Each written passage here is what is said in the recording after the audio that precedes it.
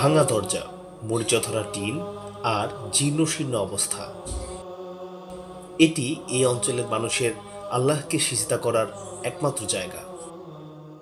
বলছি ফলতা বাইতুল মামুর জামে মসজিদের কথা।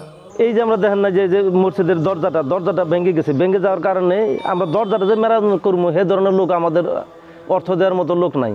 প্রায় 1 দশক আগে টাঙ্গাইলের ভুয়াপুর থানার ফলতাতে মাত্র 8 ডেসিমেল জায়গার উপর এই মসজিদটি নির্মাণ করা হয়েছিল। নিকটবর্তী জামে মসজিদ অনেক দূরে হওয়ায় দৈনিক 30 জন মুসল্লি স্থান পেলেও জুমার দিন 1 শতাধিক মুসল্লির স্থান সংকুলান হয় না। মুসল্লিদের সংখ্যা বৃদ্ধি এবং নিকটবর্তী জামে মসজিদের দূরত্ব বিবেচনায় এই মসজিদটিকে আরও বড় করে পুনর্নির্মাণ করা এখন সময়ের দাবি, যা কৃষিজীবী এ অঞ্চলের মানুষরা করতে পারছে না শুধুমাত্র অর্থের অভাবে।